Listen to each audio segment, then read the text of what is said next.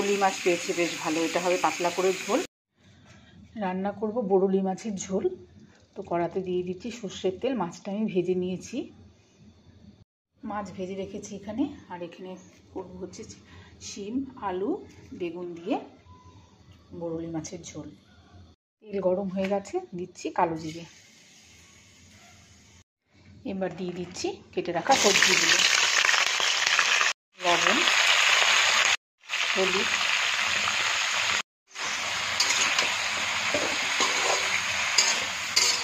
ভেজে নেব।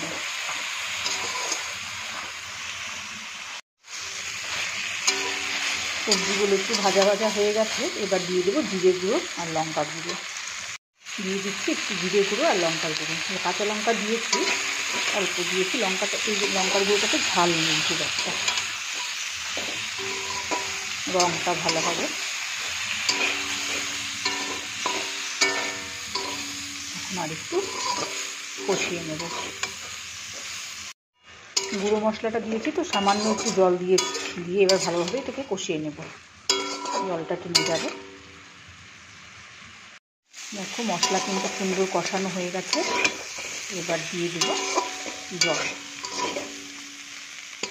পাতলা ঝোলই হবে।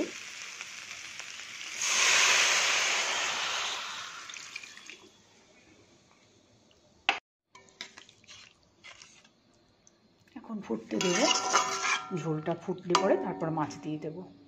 ঝোল ফুটে গেছে, এবার দিয়ে দিচ্ছি ভেজে রাখা মাছগুলো।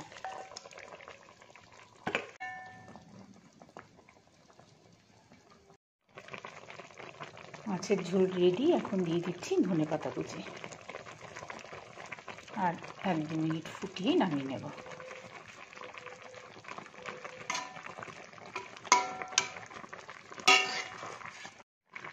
দেখো রেডি হয়ে গেছে বরুলি মাছের ঝোল। এখন আমি নামিয়ে নিচ্ছি।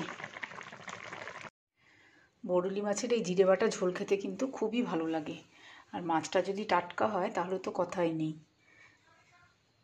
রেডি হয়ে গেছে বরুলি মাছের জিরে বাটা ঝোল।